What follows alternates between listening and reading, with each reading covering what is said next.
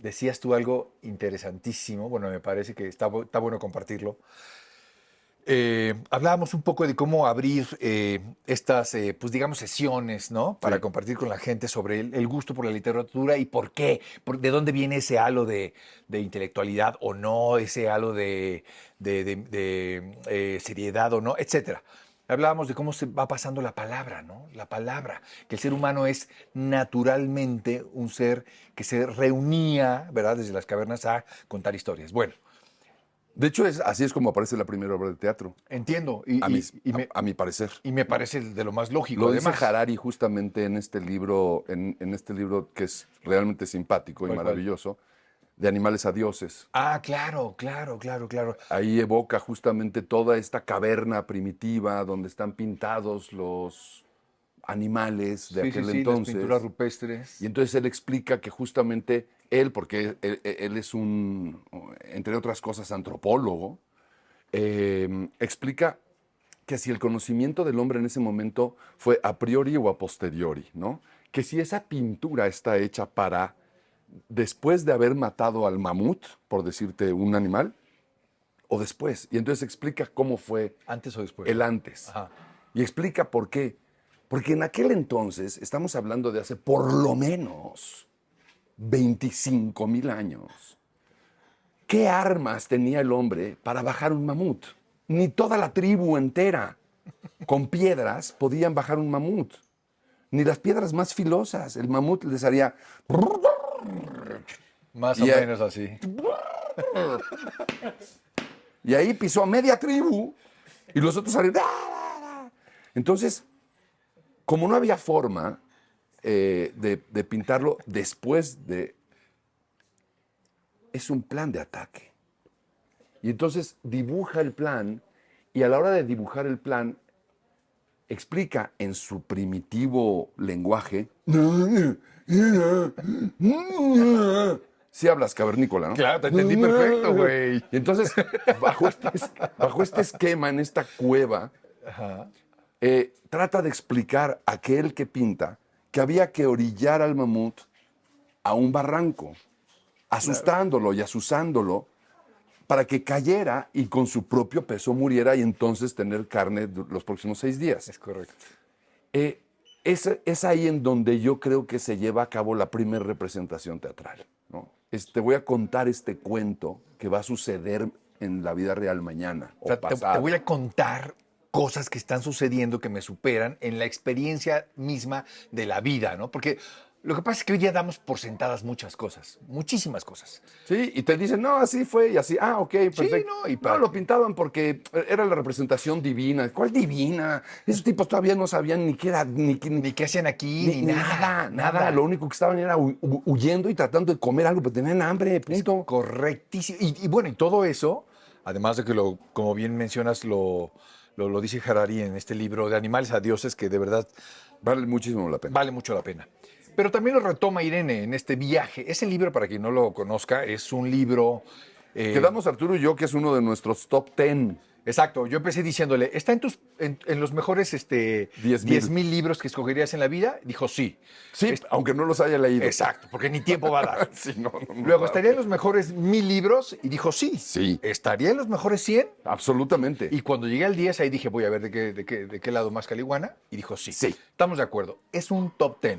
Y ya llegar a un top 10 es importante porque pues habla justamente de algo que toca fondo. Porque habla de muchos autores, habla de muchas historias, habla de la historia de la literatura y por lo tanto hay muchos escritores que están sumergidos en estas letras. Absolutamente en la historia del, como decían los griegos, del zauma, ¿no? De la impresión que da la vida ante el ser humano que de pronto se la va explicando poco a poco a poco. Y hay una necesidad de plasmarlo, primero de forma oral y luego empieza lo que decíamos, Las las tablillas, tablillas, los pergaminos. O sea, y pergaminos, habla justamente que es algo que me los encanta, me volvió papiros. la cabeza loca porque habla del milagro, damos por sentado, justo que decíamos ahorita que damos por sentadas muchas cosas, damos por sentado que ahorita vamos a la librería y agarramos el libro y, sí, y lo leemos. Para que nosotros hayamos podido llegar a esto, De hecho, agarraste a Shakespeare y sí, cuando Shakespeare escribe eso, apenas apenas hay imprentas, apenas empiezan a florecer las formas de hacer. Anteriormente se escribían one by one Así y es. aquellos que tenían que ser copiados, había extraordinarios copistas que hacían lo Claro. propio, ¿no? Normalmente en los Conventos. conventos, ¿no? Los monjes que se dedicaban a esto. O sea, es un auténtico milagro que hoy podamos tener letras, ya no digan de Shakespeare que, bueno, hace no sé, 4 o 5 siglos, exacto, ¿no? escasos 400 años. Exacto, o sea, que haya 500 años. cosas antes de Cristo es un verdadero milagro, que hayan sobrevivido a Alejandría, que hayan sobrevivido muchas cosas. Por eso creemos que es un top 10, pero no era el programa justamente para hablar de Zula del infinito en un junco, sino porque creemos que es una buena ocasión que nos reunamos aquí semanalmente para hablar justamente de las cosas que generan mayor impresión y gusto. Me encantaría que les platiques lo que dijiste ahorita de Sí, la vasija. hacia allá voy, con muchísimo gusto. Por favor, hermano. Y este, al igual que este, es el inicio de un viaje, ¿no? Este libro es ampliamente recomendado por los dos porque inicia justamente con aquellos que buscaron los primeros libros escritos en nuestros tiempos, o bueno, no nuestros tiempos, pero bueno, digamos, no más allá de 500, 600 años antes de Cristo, en la búsqueda de esos libros y cómo el libro como tal, habiendo pasado ya por las tablillas, por los pergaminos, por los papiros y por las otras formas de escritura, llegó a esto, ¿no? Como el día de hoy tenemos el milagro de tener un libro, incluso las traducciones, y habla también de la piedra roseta y cómo alguien de pronto se ilumina con este asunto y dice, claro, es una traducción y ahí están los... Y después de que los egipcios estuvieron perdidos y olvidados durante siglos, gracias a las letras, en este caso los jeroglíficos egipcios, resurgen para contarnos su historia, ¿no? A nosotros, el día de hoy. Bueno, porque esto ocurrió en 1800, o sea, hace muy poquito. Ayer, en Ayer. términos de historia de la humanidad, ayer. Y en términos de la historia de la literatura, también hace También. poquito. Así es. Entonces, bueno, en medio de todo esto que estábamos hablando y los principios, yo le contaba a Arturo, y ahora lo comparto con todos ustedes, porque llegaron a darme este vaso aquí en la librería Gandhi de Palmas, en el café Este Gramo, me dieron un vaso de agua mineral y me pusieron un acetato, un disco aquí abajo, emulando justamente aquellos discos que nosotros oíamos cuando teníamos 15 y 16 años, que otra vez se han vuelto a poner de moda. Que además Pero- fue ayer también. Entonces, sí, también, eso fue hace 2 segundos. Exacto. Cuando tú y yo teníamos 15 años, Exacto. 2 segundos y medio. Exacto. Y entonces yo le pregunté, ¿tú sabes cómo funciona un acetato? Es decir, cómo se queda grabado el sonido en el acetato que eventualmente pasa a través de una aguja a un amplificador de ondas sonoras y podemos oír música. Ese es el principio lógico que todo el mundo entiende. ¿Cómo exactamente la física opera en ello?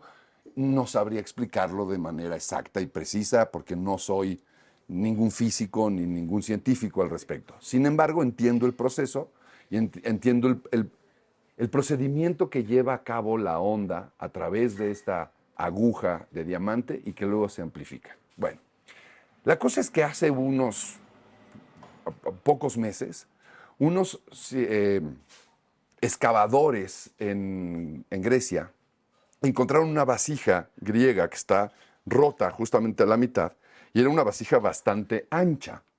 En esta parte de la vasija rota, pensemos que es este vaso, ¿no? Y la vasija es bastante ancha. O sea, en esta parte de aquí, se veían claramente los surcos que había dejado el tornero a la hora de hacer la vasija, de estar haciendo la cerámica. Entonces a uno de ellos se le ocurrió poner una aguja y amplificar el volumen porque los surcos, según él, habían grabado el sonido de aquella época. Una vasija hecha a lo mejor hace 3000 años. Así es. Y en efecto ahí estaba grabado el sonido del taller. No se oía así como nos estamos oyendo nosotros ahora. Exacto. Pero se No oía era un- así de pásame la lija, Juan. No, no, exacto. Pero se oía algo, ¿no?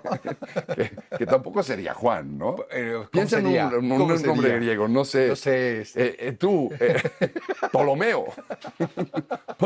Ptolomeo en nené.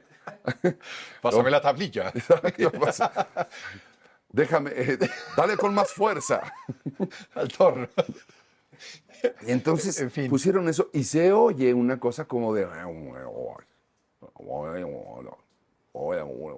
O sea, es decir, sí hay una voz humana grabada a través del tiempo y todo lo que pasó con esa vasija para que eventualmente llegara a nuestros Sí, oídos. es decir, el principio conocemos nosotros en el tornamesa de la fricción del diamante es el mismo principio que se replicó en la vasija y me parece fascinante, pero me vuela la cabeza. Quedó grabado. Que se haya quedado grabada la voz, las voces de quienes estaban involucrados en eso. De hecho, tiene que estar grabado en todo lo que se hizo en torno, Así ¿no? es. En un torno. Así es. Lo que pasa es que son, de pronto, pues pedacitos muy chiquititos donde no alcanza, porque el sonido se quedó grabado, justamente grabado, de ahí el nombre, grabado, en este material, en este barro, que el día de hoy se hace en un plástico bastante más amable, ¿no? Así es. Bastante más fiel Controlado para el además, audio, claro.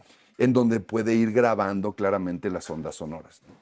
Y sí, es el inicio de otro de los grandes viajes, ¿no? El de la imaginación, decir, bueno, ahorita nosotros nos sumergimos y nos echamos un clavado a la antigüedad, ¿no? Remota, de hace 3000 años, en un taller de cerámica o de eso, de un taller griego, ¿no? De alfarería. De alfareros, cosa que me parece maravillosa. Pero que también da pie justamente lo que dices a esta necesidad intrínseca de pasar la historia. Ya hablamos de la palabra obviamente impresa o sus aproximaciones, pero también ahora que la tecnología lo permite, que bueno, pero ni mandado a hacer el ejemplo, porque ahora la literatura se consume casi de igual manera en los famosos audiolibros, es decir, pasar la palabra también de forma, o sea, pasamos de usar la vista a usar el oído, pero el instrumento, digamos, quirúrgico es lo mismo, es la palabra. Siempre, siempre cuando la palabra está bien escrita, y no me vas a dejar mentir, siempre que la palabra está bien hilvanada, cuenta buenas historias, ¿no? Así es. Cuando tú en este abanico gigantesco de palabras puedes poner las correctas y las adecuadas para hacer una oración, y esa oración queda grabada en tu memoria, en tu corazón, en tu alma, y así se cuentan no solamente frases, sino historias, ¿no?